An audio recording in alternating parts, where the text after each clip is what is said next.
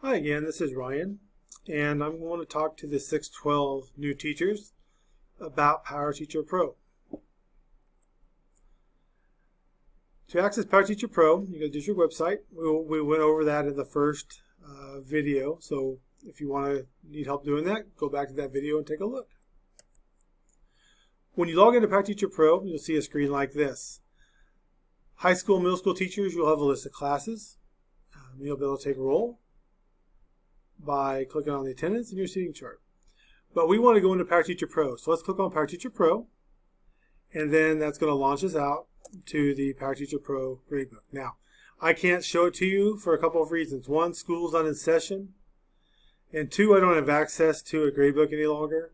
And three, the classes are not set up so there wouldn't be any data in there anyway. But anyway, we can talk in generalities.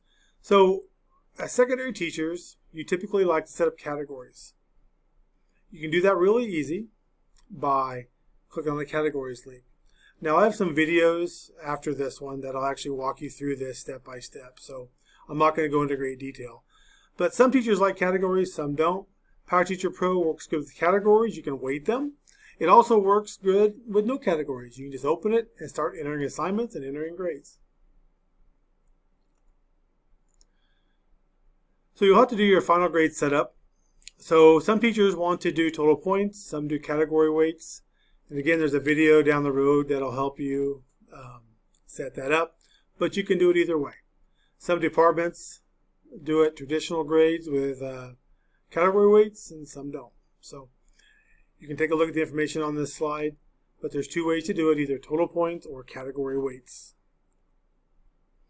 Now, once you get everything set up, your categories in there, and your grading set up, you want to do assignments. Assignments are really easy to make. You click on the A+, and you click Create an Assignment, and you can actually create an assignment. And I believe you can actually copy those assignments to multiple classes as well. And you can also copy your grade setup to other classes as well, so it'll save you some time. And the videos down the rest of the website will actually show you how to do that. So once you get all that done, you're ready to enter scores. So to do that, you click on A+ Grading and go to Score Sheet, click on a cell, and start typing in the scores. There's a couple things you can do to speed things up. You can fill down, so you can fill a whole column. Like if everybody gets a 10 out of 10, you give everybody a 10, and then you go back and change the ones that need to be changed. There are some videos here that you can look at. You can search for them in PowerSource. I've actually added a few to the website as well, but there's a couple more. If you need help, check with your department and your PLC. You can make a work order, or you can email me. I'd be more than happy to come out and sit with you. And again, this is Ryan, and I'm happy to share some information about 612 grading.